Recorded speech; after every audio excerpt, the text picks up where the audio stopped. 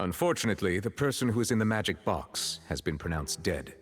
His name was Cowell, one of the assistants in Linny's magic troupe. Apparently, the fireworks on stage ignited the ropes that were suspending the water tank, which then caused the tank to fall onto the stage. As of now, we are still not sure why we found Cowell in the box, rather than the guest from the audience. And after an initial search of the area, the guards have confirmed that the girl is nowhere to be found. It appears that this incident was not merely some mishap with the performance. And there are many indications that it is connected with the case of the serial disappearances of young women. The serial disappearances case? That's the case that Charlotte mentioned before! I know the truth. I can see through the whole thing. Really, using such a shallow and obvious mystery as his finale, did he really underestimate us that badly? I say that our powerful magician, Mr. Linny, is now the prime suspect for the serial disappearances case. Huh? Why me? This whole thing was an accident. No, this all occurred during your magic show, did it not? The missing girl disappeared after being chosen, did she not? The deceased is one of your assistants, is he not? Now that I think about it, that whole speech about magicians making things disappear was nothing more than a provocation, a bald-faced challenge. That can't be right! How can Linny do this? He was in the box on the stage the entire time! We can even hear his voice! Besides, before the show, he told us that he would like to catch the criminal behind the disappearances! He couldn't possibly mean catching himself! Save discussion for a later time, please.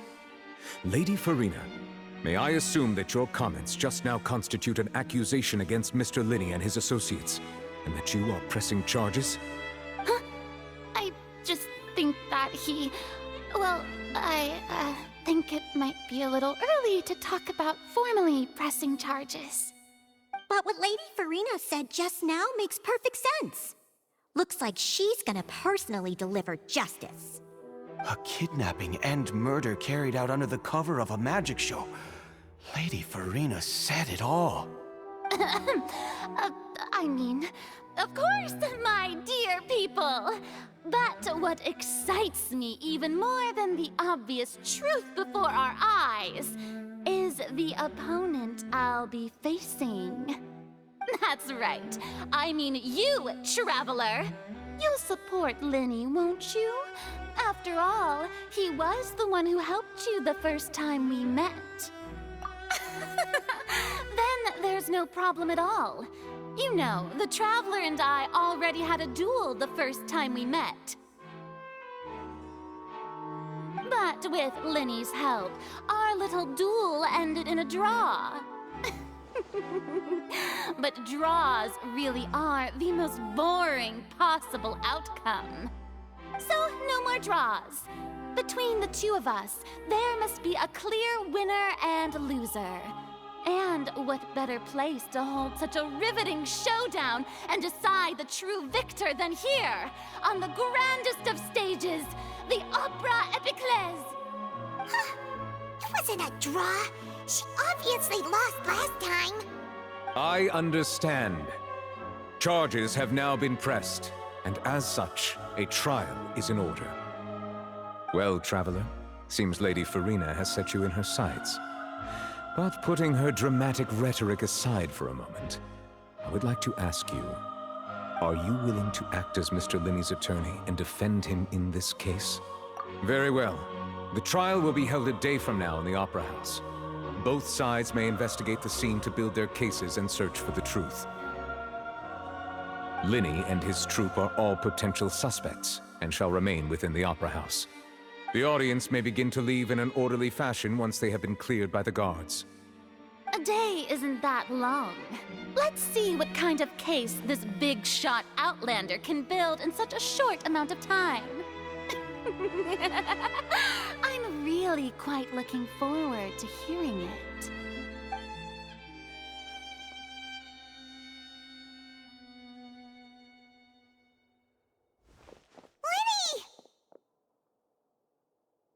sorry about everything that happened just now. Were you frightened? Of course! Who wouldn't be scared after witnessing an accident like that? Yeah, I'm a little shaken up myself. How could this happen? And poor Cal. I know you already claimed that you would defend me, but now it's just us talking. Tell me, do you think I could possibly be the murderer? Good to hear. Thank you so much for trusting me. I'm sure everyone sees me as the biggest suspect at this point.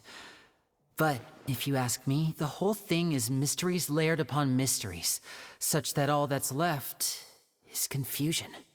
I don't know whether what happened there on the stage was purely an accident or not, and I don't know why poor Cal was in the box. As for how that girl chosen from the audience could suddenly disappear, I'm afraid I don't have any answers either. If someone tampered with my performance, then we need to figure out what they did. Even a skilled and knowledgeable magician like myself couldn't pull all that off in just 1 minute. Which is precisely why we need to investigate! As this book says, the impossible could not have happened. Whatever happened must have been that which is possible. Paimon bought them when we were reading at the bookshop in the city earlier. Pretty cool, huh? Don't worry, Paimon used her own savings to buy them. It wasn't from our travel funds. I think they look cute on you, Paimon. You have good taste, Lynette. That's the right attitude. Feeling depressed isn't going to help me now. I need to get back to my normal self.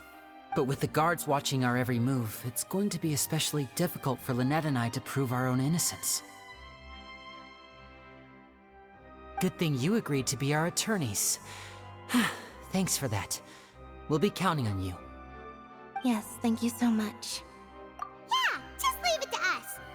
Oh, since we're going to start investigating, Paimon has a question first. Where did Lynette go during the performance? Oh, well, I'm afraid that would involve some of our essential trade secrets as magicians. The secrets behind our magic are past saving, Linny. I suppose you're right. The truth behind our tricks is going to be important evidence that will be weighted during the trial. 'Tis truly a pity. As a magician, our magic show is a work of art. We've poured countless hours and spared no effort in perfecting it.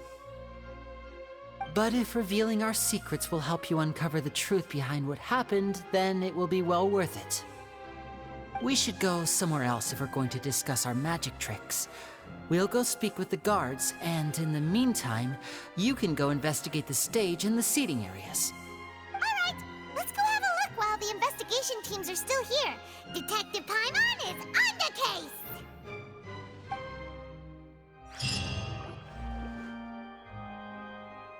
Hello, officer. How's the investigation going? I see. You must be the traveler that Lady Furina mentioned. Listen, I'll be perfectly honest with you. I'd avoid getting mixed up in this whirlpool of a mess if I were you. Huh? What do you mean? Come with me and you'll see.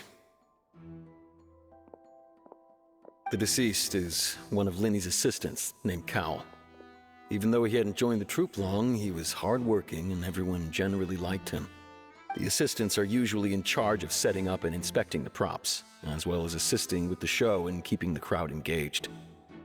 As you probably saw when you were in the audience, the water tank suddenly fell and smashed the box with Cowell inside it. This is the real mystery. We've already searched the scene and were unable to find any traces of the girl. However, if you look carefully, the box was positioned directly under the water tank. The ropes holding the tank were then burned by the pyrotechnics on stage, causing them to snap. All these factors lining up so perfectly makes it hard to see this as a mere accident.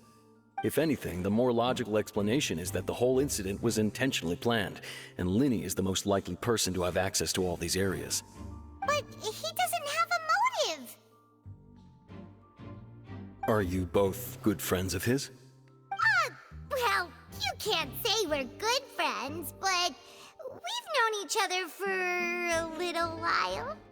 So in just a short time, he was not only able to win your trust, but even convince you to act as his attorneys. I know there's no such thing as magic. The real trick of a magician is holding the audience in the palm of their hand. I've seen a lot of cases, and I can tell you, sorry, I tend to be pretty straightforward. Just know that I'm warning you for your own good. Anyway, you may investigate the scene of the crime yourselves if you're curious. Who knows, maybe you'll be able to come up with some new evidence.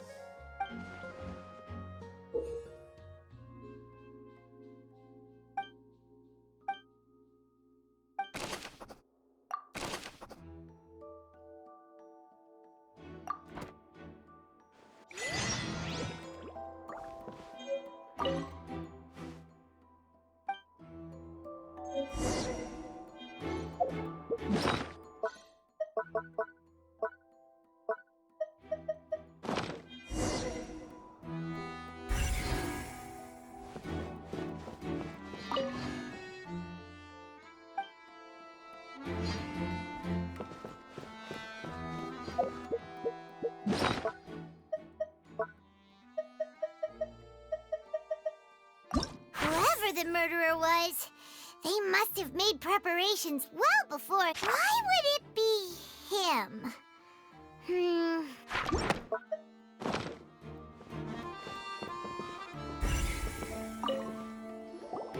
So this is the rope that broke and caused the water tank to fall.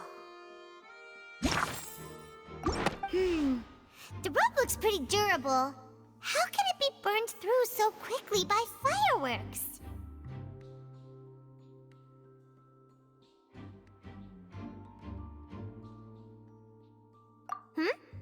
Why are you suddenly so serious, Traveler?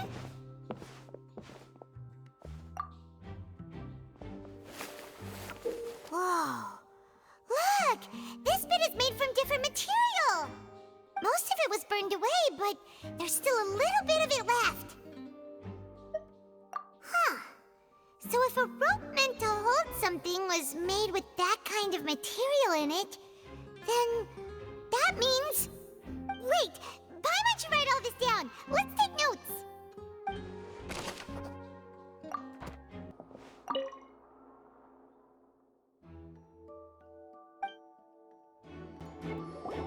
I see that you're investigating the area. Well, it just so happens that I'm interested too. If you find any new and interesting leads, be sure to share them with me, all right? We don't have too many thoughts yet. Then why don't I tell you my hypothesis first? The way I see it. It all started with that loud thud. The thud? Oh, you mean the sound that happened during the countdown? Yes, exactly. It wasn't terribly loud, but I suspect that most people heard it. It's just that everyone was awaiting the results of Linny's trick with bated breath, so no one paid it much mind. But now that the incident has happened, the thud has become an important clue. That makes sense. So, what do you make of it? I'm of the opinion that it may have been the sound of Linny's accomplice, Lynette perhaps, jumping atop the water tank or something like that. And when the pyrotechnics went off, she cut the rope, sending the water tank crashing down. But wasn't the noise we heard too loud for that? What? Perhaps the balance wasn't right, leading to a particularly rough landing. Oh, that's true. I suppose I must reconsider. That does remind Paimon, though. What was with that sound?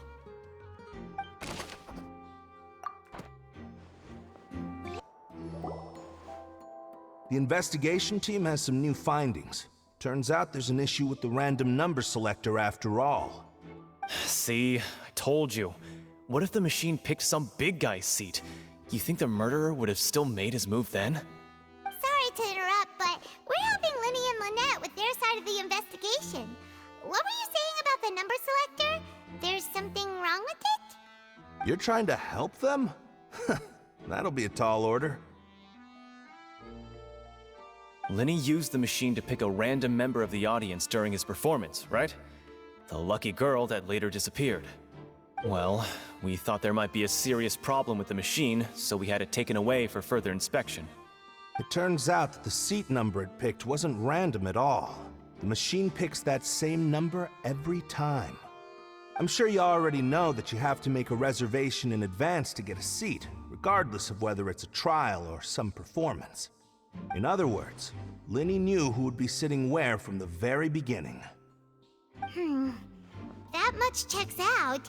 Linny reserved our seats for us, too. Bet you see why I was saying it'd be tough to make a case for Linny. Even though it's bad for Linny's case, Paimon had better write it down. Hello there. What are you investigating? Oh, this location has also been cordoned off because the Magic Troupe members are currently considered prime suspects. The investigation team is still collecting evidence. The seats were all booked in advance, so we were able to deduce the missing woman's identity by checking the guest list. Sure, it's not like this is confidential information. We will publish it later anyway when we petition the public to help us find the missing person. Her name is Halsey. She's a painter from Fontaine who's made a bit of a name for herself. Apparently, she wasn't a regular at the Opera House, but she'd been feeling some pressure with her work lately, which made her decide to come see the magic show. The Magic Troupe members all claim not to know her, and we have looked into her social connections. It seems that she has no personal grievances or conflicts of interest with the suspects. Simply put, she wasn't related to the Magic Troupe at all, which matches the features of the previous serial disappearances. Were the victims of previous cases also chosen at random? That's how it seems to us, in any case. Apart from the fact that they were all young women of around the same age range, there really weren't any other connections between them. Okay then. No need to be so formal. If you do happen to see the missing girl, please be sure to contact us. It is of utmost importance that we get to the bottom of these disappearances.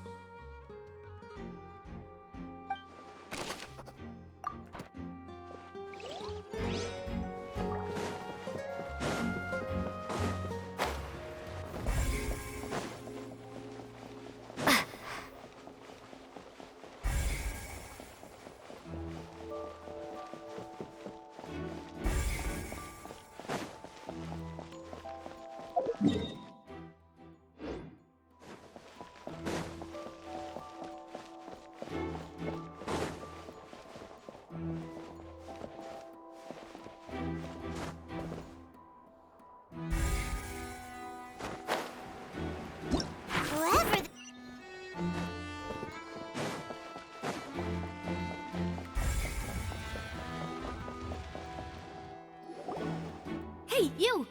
Yes, both of you! Over here! I've been keeping an eye on you for a while now. Huh? You mean us? That's right. If I'm not mistaken, you're also among those who wish to cut down the thorns and pursue the truth. No? And by the looks of it, you're not from Fontaine. Well, you're right on the more about that one, but who are you? Have you never heard of the Spina di Rosula? From mediating disputes and providing protection to solving conundrums, you name it, Spina di Rosula does it. And I, Navia, have the honor of being its renowned president. Though those who play by our rules call me boss. I'm Silver, her attendant. Pleased to meet you. And I'm Melus. Demoiselle's various daily needs and affairs are under my purview. Huh? Boss? Demoiselle? What gives with the names? Well, I am the second generation president. Melus and the others are still used to my previous title. My apologies, Demoiselle. Should you prefer, boss, I will endeavor to use that instead. No, no need. You don't have to call me boss. Just Navia is fine. Okay, if you say so. Not that we're members of Spina di Rasula anyway. All merely trifling details. Never mind. Now, back to the situation at hand. That's right. I've always kept an eye on the serial disappearance cases. My interest stems from a matter back from my father's time. Judging from the look of things, I find Lyney an unlikely mastermind. Really? We think so too! That's why we're looking for clues now. But how did you come to that conclusion? Intuition, naturally. My unparalleled intuition. Farina sure was quick to point the finger at Lyney without any decisive evidence whatsoever, wasn't she? But that's not uncommon for her. If you remember, the Justice had to interrupt her and ask if she was pressing charges just to keep her from getting carried away. Anyway, a trial begins the moment someone levels charges. And, of course, there was no way Farina was going to back down in that situation. Sounds more like you just don't trust the Hydro Archon. Well, what's your opinion? I must admit that she can be interesting at times, but liking her doesn't mean that I'll blindly agree with her. All right, I've answered your question. Now, it's time you answer mine.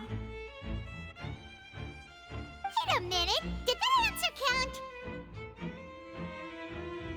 Well, I say it does. But don't worry, you won't hear any pointless questions from me. In your opinion, do you think it's right to treat a trial like it's an opera?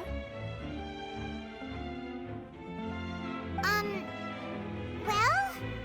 And why would that be?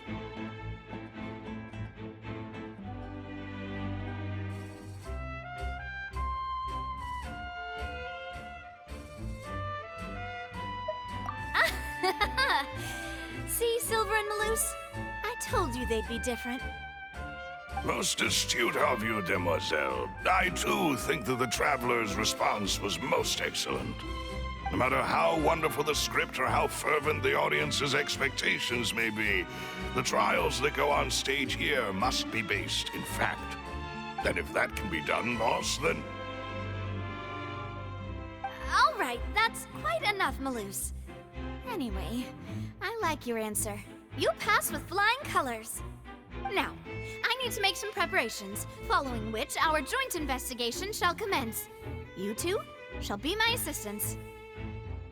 Wait! Since when did we become assistants? Oh, well, I can be the assistant, sure. Or your companion, if you like. I'm really not that fussy. That's more like it.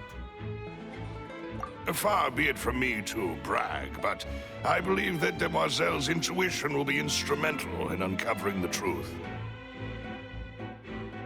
You wish to save a friend from false accusations, and we wish to unravel the disappearances. In this sense, our goals are aligned. You have a point. You're quite the talker, aren't you, mister? And what about you over there? What do you think? You seem like you've got something on your mind. I have nothing to add. Oh, alrighty then. We'll be making some preparations first. Just be sure to let us know if they start revealing Lyney's tricks. Thanks!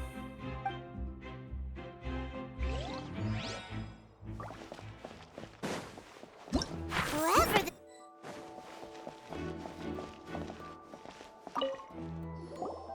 Sorry, but no one can freely enter or exit the Opera House at the moment. If you wish to leave, you must register your identity with us first. No, we're not leaving. We're representing Lyney and Lynette as attorneys, so we're investigating the case. Were you always guarding this entrance? Yes, after the Chief Justice gave the order, everyone coming in or out must undergo a strict inspection. So, the missing girl couldn't have left from here, at least, not from that point on.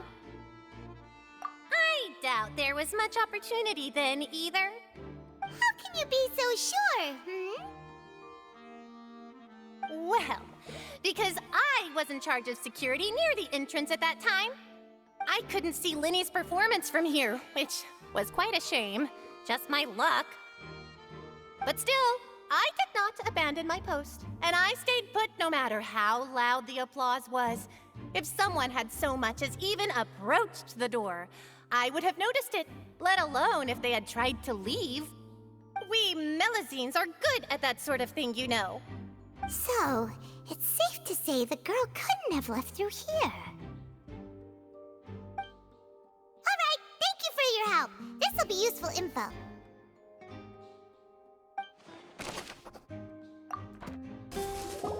Understood. Then I will be going with you. Just so you're aware, I will be monitoring your actions and making notes as necessary.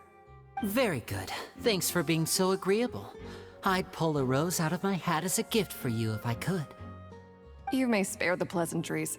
I'm just doing my job. You've arrived. Who's this?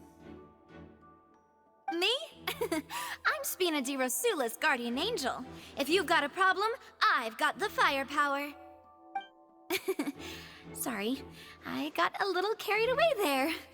Call me Navia. I'm a partner of theirs, and we'll be helping investigate this whole situation. And these are my companions. Would you mind if they join as well? Fine by me. Oh, new helpers? I would be most grateful. Well, let's just say we're tagging along. It's not every day you get to see the secrets behind magic performed on such a large scale. I appreciate your kind interest. Come with me. We'll be heading below stage.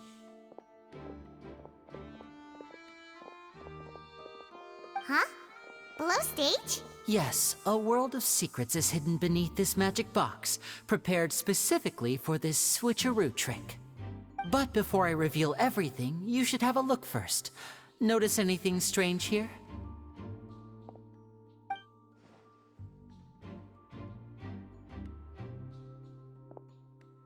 I'm not trying to be dramatic. Remembering the details of a trick will help you understand the methods used to perform it more easily. Huh. Weren't there balloons and other decorations here? Where did all that go? Ah, good eye. That said, you're still far from discovering the answer. The back? You mean the inside of the door? What's different about it? Paimon didn't notice anything.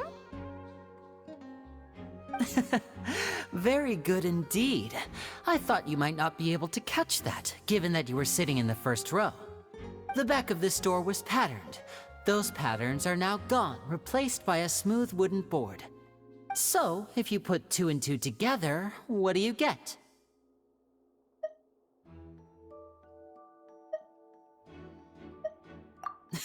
Exactly. All right, let's go. I'll tell you how it works as we head down.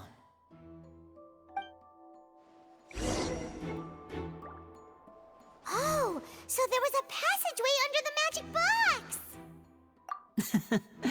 I knew you'd figure out most of it as soon as you saw this place. The 2 magic boxes are positioned right above the 2 entrances of the tunnel. See this flatbed trolley? The box with the lucky audience member in it would be shuttled over to the other side using the trolley. This trolley can raise and lower and even rotate, ensuring that the box will face in the right direction. I see. So that's the purpose of the box inside another box. Precisely. The inner box would descend after the audience member was put inside and be moved along the trolley, all while the outer box would remain on stage as if nothing had ever changed. So that's how you did it! Once the box was lowered, the trolley would store some energy through this device here, with which it would complete the rest of the steps.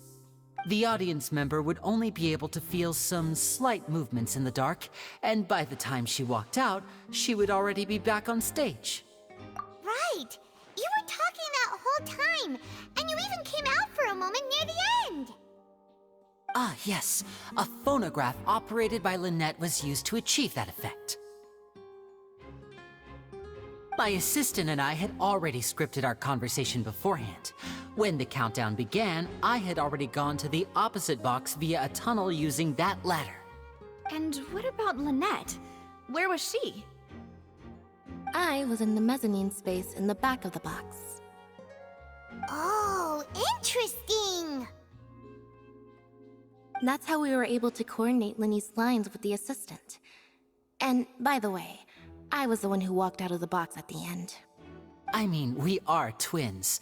All it takes is a change of clothes and no one can tell who's who. And that's my favorite part of this trick. Only Lynette and I can perform it. So that's how it all worked!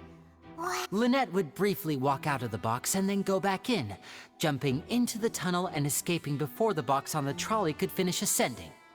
And then I walk out of the other box in the audience area, and the trick would be complete.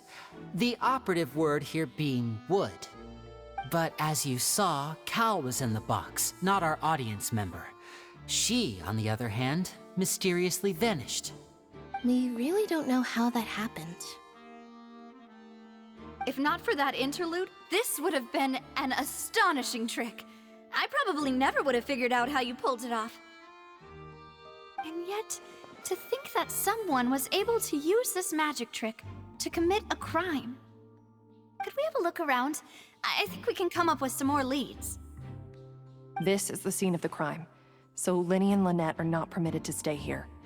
I'll escort them back up. Yes, of course. No need to be so strict now. I won't disappear into thin air, you know. Thanks, everyone. We're counting on you.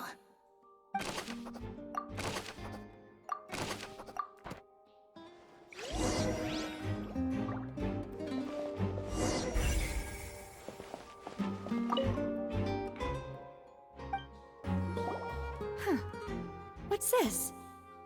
Looks like a hook tied to the end of a rope. Huh? There's all kinds. Perhaps it was a prop for a different trick. But why would it have been left here? Whatever it is, let's make a note of it first.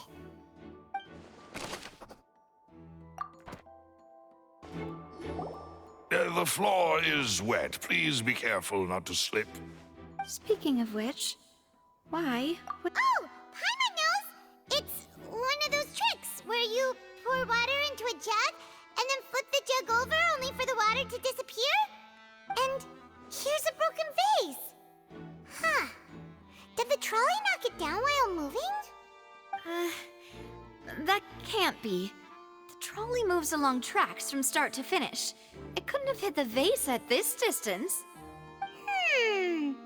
Let's note this down too and think about it later.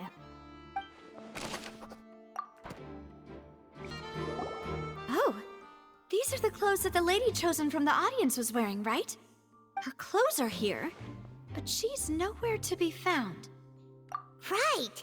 And do you really need to do that if you're kidnapping them? Ugh, this is so confusing.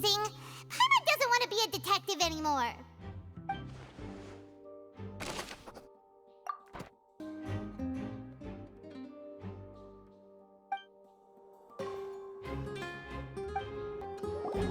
What is this place? It seems someone could fit through here. Could this have... Alone, perhaps. But if they had to pull another person with them, the space would be too... But there are no other ways in or out of here. Oh, you're right! Let Paimon...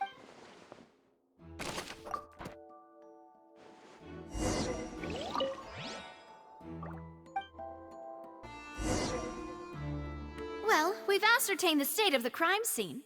Let's find a place to sort out our findings once Malus returns. Seems to me that there are several things that don't add up here. Apologies for the wait, demoiselle. So, what did the guards say? Did the criminal escape through the vent? They believe the odds of that are very low, since the vent leads to the Opera House's basement. The guards have checked the area carefully. No one left through the basement during the performance or after the incident, and no one was found hiding there. So the tunnels become like a secret chamber then! You know, like the kind you usually see in novels! The plot thickens. Halsey's disappearance and Cowell's death are both quite inexplicable. No wonder Farina was so confident in her accusation. All the current evidence points toward Linny and Lynette. In other words, the charges are very likely to be upheld unless we make some considerable progress. Charges and then trial. So if the charges are upheld, they'll announce a sentence? That's right. This is how a trial goes in the Opera House. During the proceedings, the Chief Justice and the Oratrice will hear statements from both sides.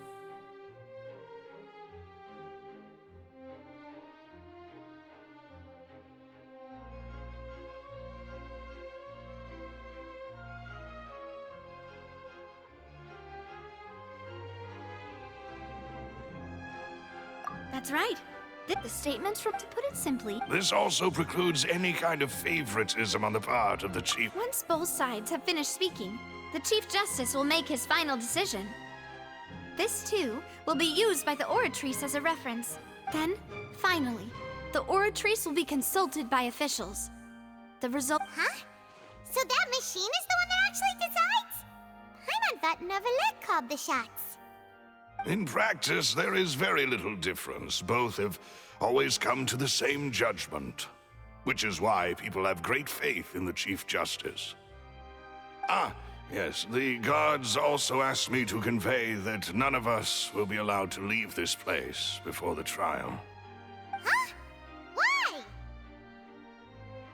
Because we've chosen to act as the twins' proxies.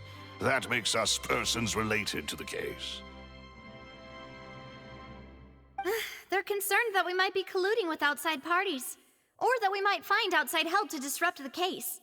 And even if that were not so, it could prove problematic if we happen to spread key information about the case ahead of time.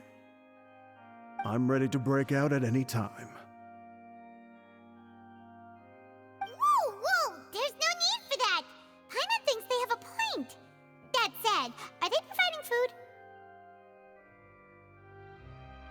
Of course. I just hope you don't mind the lack of options. I'm afraid that catering to all tastes is not in the cards, nor is any guarantee of balanced nutrition.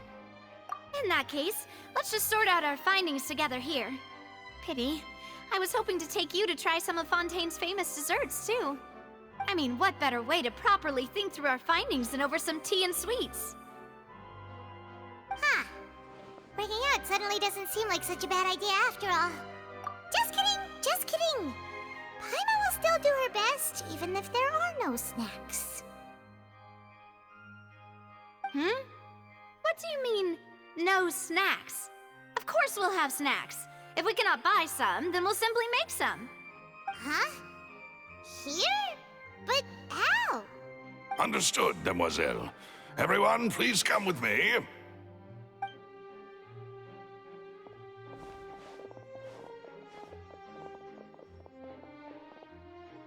Wait, you're carrying a portable stove with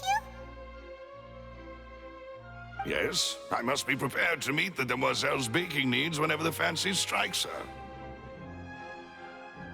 I have eggs, sugar, and almonds at the ready. Good work, you two. Then I'll get to it.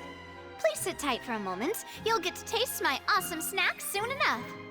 These three are quite the interesting group.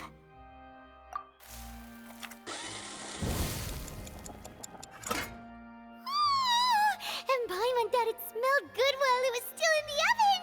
Oh, it's even better now. Paimon can't stop drooling. From the way you had these two guys carrying all that stuff around, Paimon thought you'd have them do more during the baking process. But you ended up doing the entire thing by yourself! Beating the egg whites, grinding almonds, everything! I was applauding. And I was giving encouraging smiles. Paimon was just thinking, aren't you worried about getting your fancy dress dirty beating egg whites and baking like this? Well, I don't think it's carved in stone anywhere that fancy ladies can only read books, sip tea, ride horses, and play the piano. I just really enjoy making snacks. Don't underestimate beating egg weights, by the way. It's a real arm workout. You also need to beat them to just the right consistency, or your macarons will crack. Anyway, give these a try, fresh out of the oven. There's 3 for each of us. Only 3? Well, eating too many sweet treats might send all that sugar to your head. You wouldn't be able to think clearly about the case on a sugar rush, would you? Tea is ready to be served as well.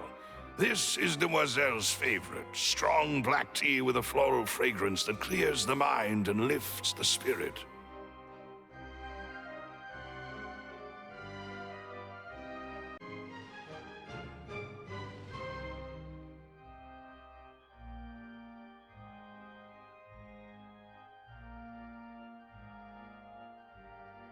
No need for concern. I'm merely doing as I should.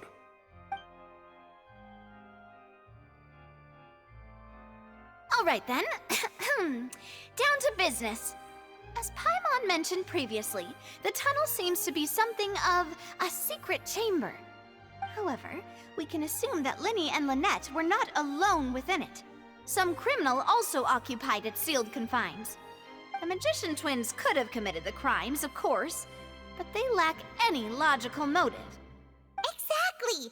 Why would they do such a thing right when everyone was watching? The flower vase and the thud we heard during the performance could indicate some altercation between Halsey and the criminal in the tunnel, resulting in the shattering of the vase, the discarding of her clothes, and her abduction.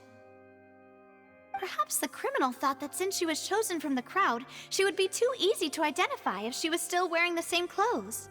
Paimon thinks that makes sense, but the real trouble is... True. None of the clues we found thus far support the existence of this third person. But the only people left to consider are both technically victims, whether it's the missing girl, Halsey, or poor Cowell. Huh. Could Halsey have secretly made modifications to the magic props in order to murder Cowell before making her escape? That's right. And even if she had tampered with the setup, she would need to understand the entire trick to pull it off. Nor does she have any motive. The guards said that she has never had any dealings with the Magic Troop's members. Were we not thorough enough in our search? From the sound of things, this is turning into an impossible case. Your macarons are amazing though, Navia. They smell great! They're nice and crisp and super sweet! They are my specialty after all. And I see you've already had 5 of them. What? 5? Oh, that can't be right! Paimon only counted 3! Honest! Please don't worry about it. At my age, a few less sweets might actually be a good thing. No! Being greedy is one thing, but Paimon knows how to count. Besides, Paimon knows that if she ate too many, then others wouldn't have enough. Wait, even you don't believe Paimon? How could you? If Paimon ate those 2 extra macarons, then may they turn into stone in her stomach! All right, we get it. Well, I suppose one of us might have gotten too engrossed in our chat and eaten them by mistake. No big deal. Malus, set up the stove again, if you would. Huh? What are you doing? Making sure everyone gets 3 macarons, of course. Exactly. We don't want to trouble you. As you wish, Demoiselle. And I have the egg, sugar, and almonds. Well, this really is your hobby, huh?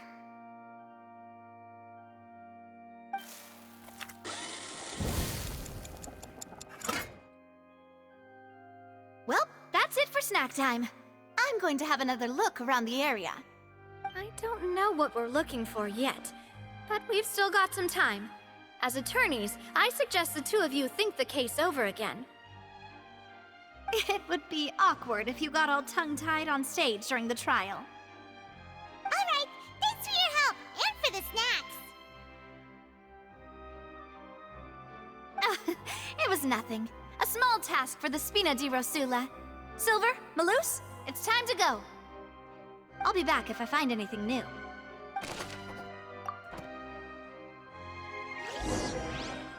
All right, it's time to put our heads together.